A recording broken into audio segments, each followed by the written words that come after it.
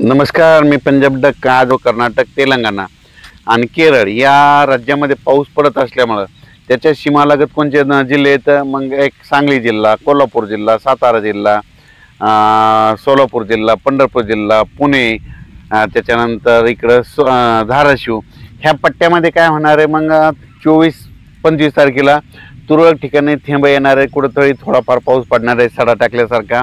असा खूप काय मोठा पडणार नाही, त्याच्यामुळे काही चिंता करायची गरज नाही. कोल्हापूर, सांगलीकडे, साताऱ्याकडे तिकडे पाऊस पडणार आहे, तिकडे पेंडोलचा पाऊस पडणार आहे, म्हणून हा अंदाज लक्षात घ्यायचा. आणि द्राक्ष शेतकऱ्याने तुम्ही तुमचं जर फुलामध्ये तुमचे द्राक्ष आले असतात तर तुम्ही काळजी घ्या, कारण की 24-25च्या दरम्यान तुमच्या इकडं रिमझिम स्वरूपाचा थेंबथेंबाचा पाऊस येणार आहे, म्हणून हा अंदाज लक्षात घ्यायचा.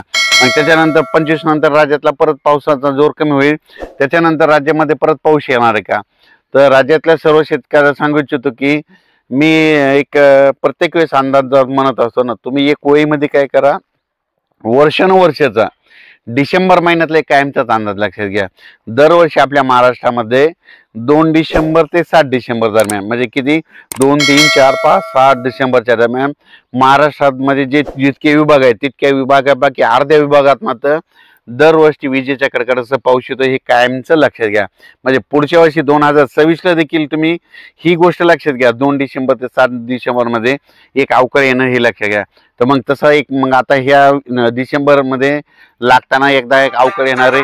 तर तुम्हाला एक सांगू इच्छितो, मग ते पाऊस कधी येणार आहे? तर मग ते पाऊस काय होणार आहे, 29 तारखेपासून राज्यात ते पाऊस येईल, पण ते काय होईल, छत्तीसगडकडे जाणार आहे.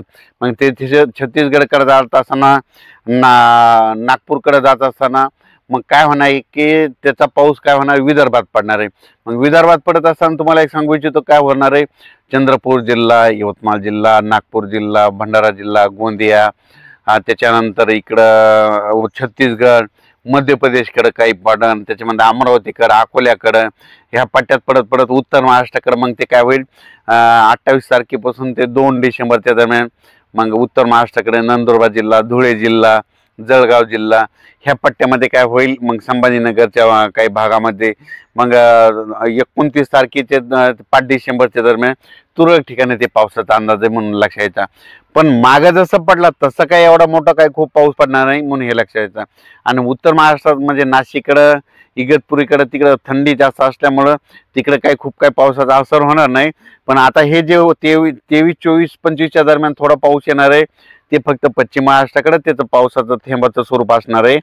संपूर्ण महाराष्ट्रात काही पाऊस पडणार नाही, त्याच्यामुळं हा अंदाज लक्षात यायचा. नांदेड जिल्हा, कारण की तेलंगणाकडे पडत असल्यामुळं नांदेडच्या काही जिल्ह्यामध्ये तुरळक ठिकाणी थेंब येतील, लातूर जिल्ह्यामध्ये तुरळक ठिकाणी कुठंतरी थेंब येतील, परभणी जिल्ह्यात तुरळक ठिकाणी थेंब येतील, हिंगोली जिल्ह्यात तुरळक ठिकाणी थेंब येतील, यवतमाळकडे तुरळक